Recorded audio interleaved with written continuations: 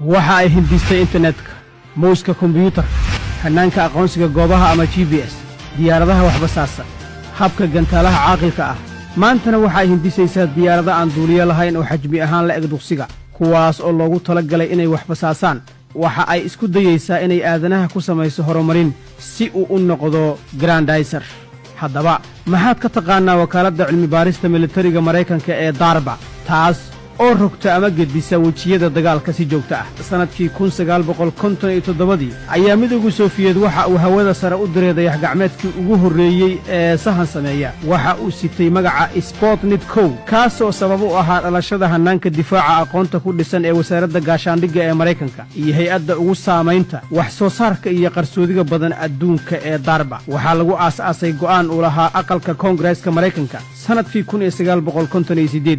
xilligii madaxweyne David Eisenhower miisaaniyadda DARPA ayaa kor u kacda sanadka xigay iyada oo aan laga goyn $1 oo kaliya haddaba waa maxay sababtu si fudud waa meesha ka dambaysa inta badan tiknoolajiyadda horumarsan ee maanta adduunku adeegsado weliba 50kii sano ee ugu dambaysay DARPA waxa ay leedahay hal ujeeddo oo kaliya ah taas oo ah inay adduunka ku sandulayso haysashada tiknoolajiyadda Maraykanka waxa ay ka howlgashaa dhammaan dhinacyada farsamada militariga barnaamijyeynta fanka iyo suugaanta marna kama labayso askaraynta dadka leh garaadka iyo aqliyada ugu wanaagsan xitaa haddii ay yihiin curiyaasha riwaayadaha mala awaalka faneed ah lixdameeyadii DARPA waxa ay xoogga saartay dhinacyada difaaca ee ka hortagga gantaalaha waxa ay hindistay qalabka meelaha fog ka arka gantaalaha waxa ayna horumarisay raadaarka iyo qalabka la socoshada iyo kormeerka oo hadda ay adeegsadaan garoomada ama gegooyinka diyaaradaha iyo ciidamada adduunku sidaas oo kale waxa ay kaalin ka qaadatay farsamayntii Tyros oo ahaa dayax gacmeedkii ugu horeeyay ee taariikhda sameeyay odoroska cimilada toddobaatameeyadii DARPA waxa ay u qalab qaadatay tiknoolajiyadda xogta iyo shabakadaha ku shaqeeya danabka sidaas awgeed waxa ay bilowday mashruucii ARPANET sanadkii 1969 ujeedku waxa uu ahaa isku xirka jaamacadaha iyo hay'adaha cilmi baarista tallaabadaasina waxa ay ahayd unugii dhab ahaan sababaysa ofbixidda internetka dabayaaqadii toddobaatameeyadii DARPA waxa ay u jihaysatay horumarinta tiknoolajiyadda difaaca cirka bariga iyo badda taasna waxa ka dhashay hubka difaaca gantaalaha iyo hubka difaaca gujisyada iyo diyaaradaha casriga ah kadibna waxa ay horumarisay qalabka kombiyuutarka oo ku xiran internetka waxa ay hindistay muuska kombiyuutarka iyo waxyaabaha la xiriira kombiyuutarka kuwaas oo aan maanta u adeegsano nolosheenna maalinlaha ah sideetameeyadii DARPA waxa ay xoogga saartay cilmi baarista hawada sare iyo dayax gacmeedka sidaas awgeed waxa ay hawada sare u dirtay dayax gacmeedkii DARPASAT kaas oo dhinaca culayska iyo coodkii ku baxay ku sameeyay wakhtigaas lama dhaafaan xilligan la joogo DARPA waxa ay soo bandhigaysaa kuwii ugu halista badnaa mashaariicdeeda dhinaca farsamada militariga isdhexgelinta bini'aadamka iyo aaladda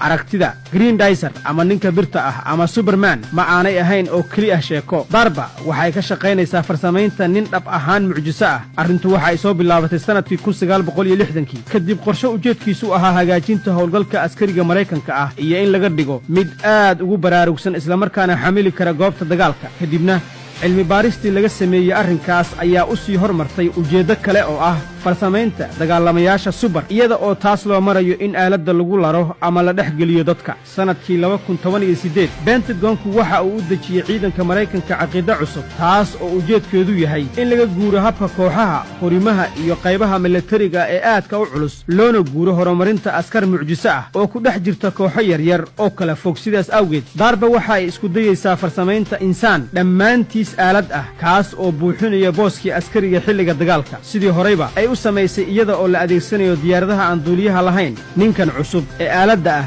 maalinba maalinka xiga waxa uu sameeyaa horumar iyada oo ay gacanta ku hayaan cilmi baarayaasha DARPA hadda waxa uu marayaa heerkiisii koowaad dhinaca basaasidda daroonnada DARPA waxaa ku socota horumarin ujeedku waa inay u wada duusho si nidaamsan oo raxan ah sawirro saddexagal ah ayay ka qaadaysaa goobta bartilmaameedka ah taasina waxa ay gogolxaar u tahay kooxda qaadaysa weerar si ay howlgalka ugu fuliyaan si heer sare ah raxantaas daroonka ah marka la sii hormariyo maalinba maalinka xiga waxaa sii yaraanaya dhumucdeeda Stuart Russell oo ka tirsan jaamacadda Berkeley ahna aqoon-yahan muddo 35 sano ah ku shaqaynaya cilmiga kombiyuutarka ayaa filaya in mustaqbalka ay higsanayaan daroonka u adeega sida dadku inuusan ahayn mid mustaxiil ah caqliga bentagonka darba waxa ay gashaa naftihallignimo aad halis u ah marka ay samaynayso cilmi baaris ay dadka qaarkii u qaataan wax lagu qoslo iyo maaweelo iska badaaya loo qaato waxaan suuragal ahayn wakaaladdan oo ah mid aan dadku wax badan ka ogayn waxa ay aad u hormarisay hannaanka dabagalka iyo basaasidda taas oo u sahasha inay dadka wax walba ka ogaato waxa ayna hadda la kufaakacaysa caqabado u dhexeeya dhabta iyo dhalanteedka ma jiro xeer anshax oo ka reebaya darba inay dagaallo ka huriso ama ka oogto meelo kala duwan oo ka mid a adduunka si ay u samayso tijaabi cilmi baaris ah ama u tijaabiso hub balse waxa la yaabka leh ayaa ah in darba aanay iyadu fulin hawshaas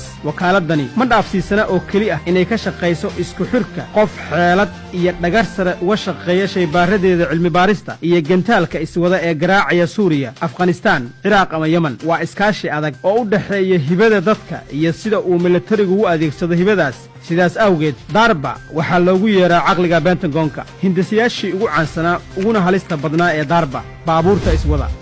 robadyada internetka hannaanka aqoonsiga goobaha ama g b s hannaanka basaaska diyaaradaha laayaanka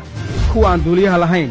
hannaanka gantaalaha caqliga iyo bartilmaameedka leh markabka dejiya gujisyada iyo qaar kaloo badan darba waxa ay joogtaa meel walba intaas oo dhan waxaa ka halis badan waa iskudayga culinta hub laga soo dheegtay duurjoogta xamaaratada iyo cayayaanka si mustaqbalka loogu fuliyo ama loogu adeegsado howlo sirdoon iyo dilal qorshaysan hubka ugu muhiimsan ee darba ilaa asaaskeedii waa qarsoodi dhammaystiran marnaba waxba shaaca kama qaado ka hor horumarintiisa muddo dheer sidaas awgeed yaanay kedis kugu noqon marka aad ogaato in badan oo ka mida wax soo saarkeeda iyo guulaheeda oo maanta loo oggolaaday in dadweynuhu adeegsado in la hindisay 10 sano ka hor tusaale ahaan diyaaradaha aan duuliyaha lahayn markii ugu horraysay waxaa la tijaabiyey xilligii uu socday dagaalka afghanistaan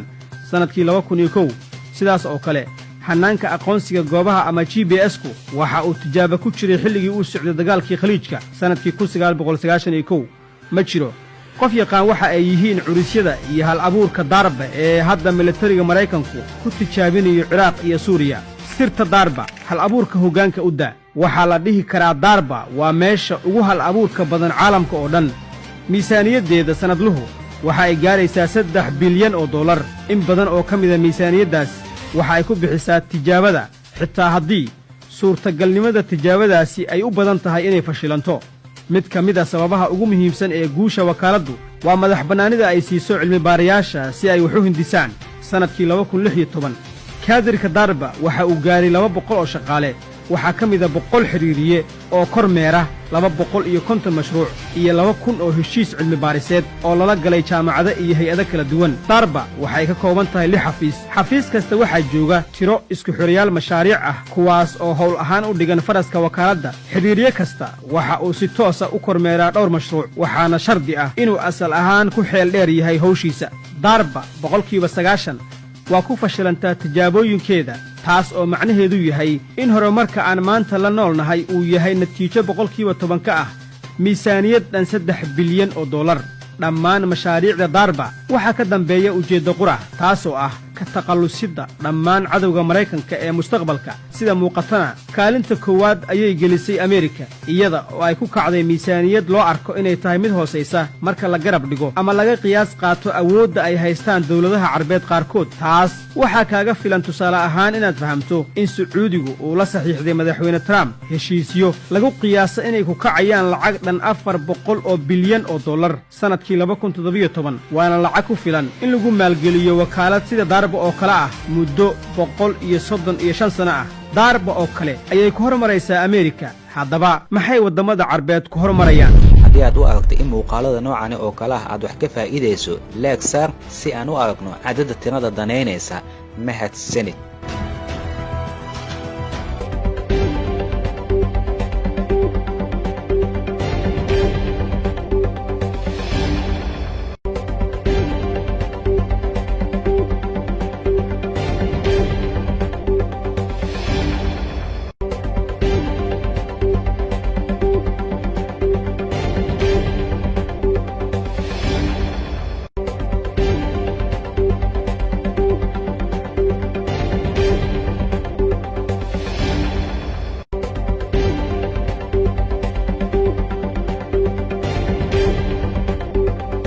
haddii aad u aragto in muuqaalada noocani oo kale ah aad wax ka faa'iidayso leeg saar si aan u aragno cadadda tirada danaynaysa mahadsanid.